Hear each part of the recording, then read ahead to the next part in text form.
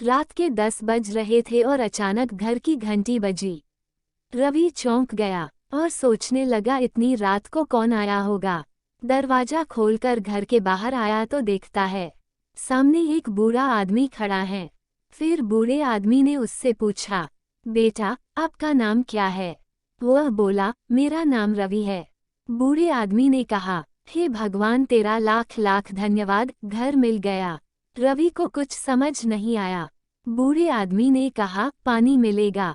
रवि ने कहा, आइए घर के अंदर आइए, और रवि ने उनको पानी पिलाया। उसके बाद बूढ़े आदमी ने रवि के हाथ में एक चिट्ठी दी। रवि ने उस चिट्ठी को पढ़कर वह दूसरे कमरे में गया। 3-4 मिनट से रवि वहां वापस आया और उस बूढ़े आदमी का सामान घर के बाहर पड़ा था, वो घर के अंदर ले आया और कहा, अंकल रात बहुत हो गई है, आप सो जाइए, मैं आपका काम कल सुबह कर दूंगा। उस चिट्ठी में रवि के पिता ने रवि के लिए कुछ लिखा था और बूढ़े आदमी ने कहा, आपके पिता ने मुझे भरोसा दिलाया है कि मेरा लड़का आपका काम जरूर करेगा। आप बिना किसी चिंता के निसंकोच वहां चले जाओ। बात यह थी कि उस बूढ़े आदमी के इकलौते बेटे का अचानक एक सड़क दुर्घटना में देहांत हो गया था। सिर्फ बुजुर्ग दंपत्ति घर में थे और लालन पालन की दिक्कत होने लग गई थी। यहाँ तक कि दैनिक जीवन के खर्चे की भी पूर्ति नहीं कर पा रहे थे। वह तो अपने बेटे की मृत्यु का कंपनसेशन लेना नहीं चाहते थे, लेकिन जब कोई रास्ता नहीं बचा इसलिए मजबूरी में उनको कंपनसेशन लेने का सोचना पड़ा।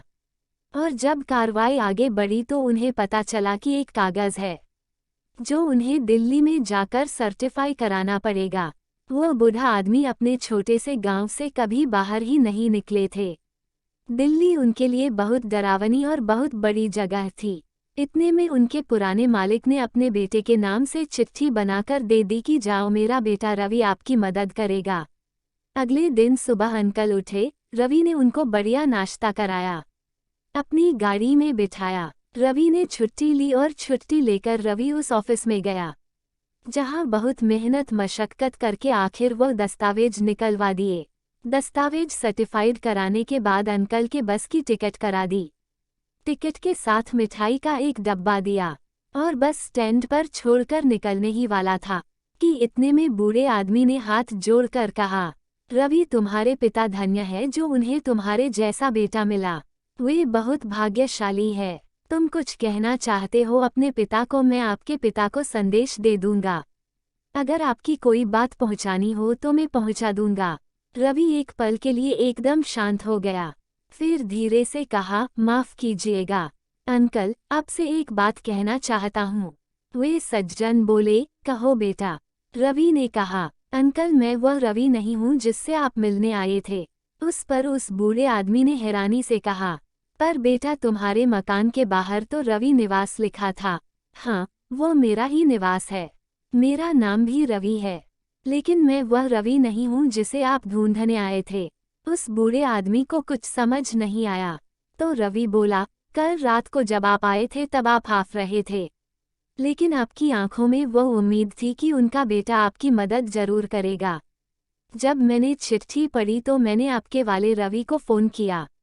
वो एकदम से परेशान हो गया और असमंज में पड़ गया, क्योंकि वह कहीं बाहर गया हुआ था और 8-10 दिन बाद आने वाला था।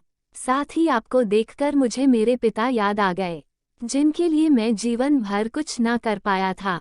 मेरे पास हिम्मत भी नहीं थी कि मैं आपकी उम्र और भावना को देखते हुए आपको वापस भेज सकूं।